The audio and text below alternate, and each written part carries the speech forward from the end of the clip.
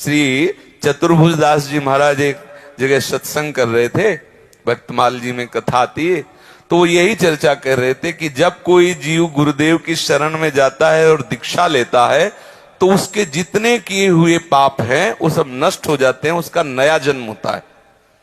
तो एक चोर चोरी करके भागा था किसी धनी मानी जमींदार के यहां से, और राज कर्मचारी उसका पीछा किए थे। वो बचने के लिए जब देखा कि बहुत से भक्त वैष्णव हैं तो बीच में आके बैठ गया। राज कर्मचारियों को लगा इधर आया, लेकिन सोचा भक्तों की मंडली में चोर काहे को बैठेगा, तो एक ऐसी ऊपरी दृष्टि दी और बस निकल गए। और यही चर्चा चल रही थी, उसके कान में पहुंची ये चर्चा कि जो दीक्षा ले लेता है उसके सारे पाप नष्ट हो जाते हैं और नया जन्म होता है। सत्संग समाप्त होने के बाद उनसे मिला और कहा, भगवान मैं चोर हूं, चोरी करता हूं, चोरी में हिंसा भी करनी पड़ती है, पापाचरण भी होते हैं, पर आपने कहा दीक्षा लेने के बाद नया जन्म होता है, तो मैं चाहता हूं कि मेरा नया जन्म कर दो। देखो सत्संग का प्रभाव, उसके हृदय में प्रभु की शरणागति होने की।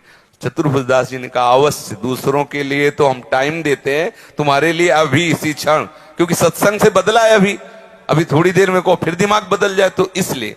और कहा देखो नया जन्म हो गया, अब कभी तुम झूठ मत बोलना, सत्य में रहना, भगवत मार्ग के पति को खूब नाम जप करना, तिलक लगाना, कंठी धारण करना। उसका मुंडन करवा दिया, तिलक लगाया, गुरु मंत्र दे दिया। अब तो मतलब नया जन्म भावना में दृढ़ हो गया। छाती चौड़ी करके घूम रहा था, तो उस जमींदार ने देखा, अरे बोले वो ये वही चोर, देखो मुड़ मुड़ा के तिलक लगा के भेष बदल के आ गया। राज कर्मचारियों ने पकड़ लिया, राजा के सामने पेश किया गया। तुमने चोरी की? महाराज इस जन्म में नहीं की। अरे बोले पक्का झूठ बोल रहा है, ये चोरी की, हम कसम खा के कहते इसने चोरी की। बोले हम भी कसम खा के कहते हम वैष्णव हैं, इस जन्म में चोरी नहीं की। अब राजा कैसे निर्णय करे, एक वैष्णव कसम खा रहा है और एक नगर का धनी मानी कसम खा रहा है, दोनों में कोई तो झूठा है। उस समय परीक्षा के लिए एक रिवाज थी, गरम लोहे का फार एकदम लाल लाल, हाथ में घी लगा के और कोमल कोमल एक पत्ता पीपल का ऐसे रख के कच्चे धागे से लपेट दिया जाता था और लोहे का फार रखा जाता था। यदि आप सत्य हो तो ना तो धागा झुलसेगा और न पत्ता झुलसेगा, और अगर आप झूठ बोल रहे तो आप जल जाओगे। ऐसा परीक्षण होता था। रख दिया गया ऐसे, और उसने जो ही फार रखने को हुआ तो कहा, गुरुदेव ने कहा कि दीक्षा लेने के बाद नया जन्म होता है, मेरा नया जन्म है। और ऊपर जोर से बोला, इस जन्म में मैंने कोई चोरी और पाप नहीं किया।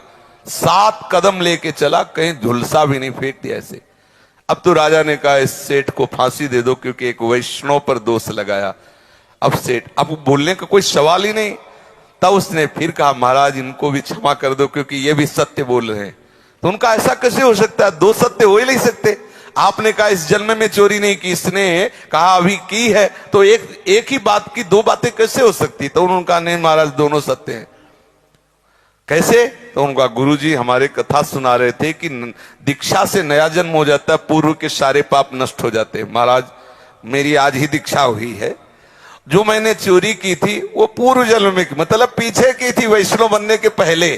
अब तो वैष्णव बनने के पहले चोरी की, तो इन्होंने सत्य कहा और हमारे गुरुजी ने हमको बताया, इसलिए हम सत्य, उस सत्य के प्रभाव से हम जले। राजा बड़ा प्रभावित हुआ और कहा हमें अपने गुरुदेव के दर्शन कराओ। वो चतुर्भुज दास जी के दर्शन करने के लिए आए। तो हमें ये विश्वास हो जाना चाहिए कि श्यामा श्याम का मुझे गुरुजी ने बना दिया है, मेरा नया जन्म है, पूर्व का कोई चिंतन नहीं, कोई हिसाब नहीं, सब गुरुदेव भगवान की कृपा से नष्ट हो गया। ऐसे अब हमारा नया जन्म है, अब हमसे त्रुटि ना हो, ऐसा संभालते रहना चाहिए।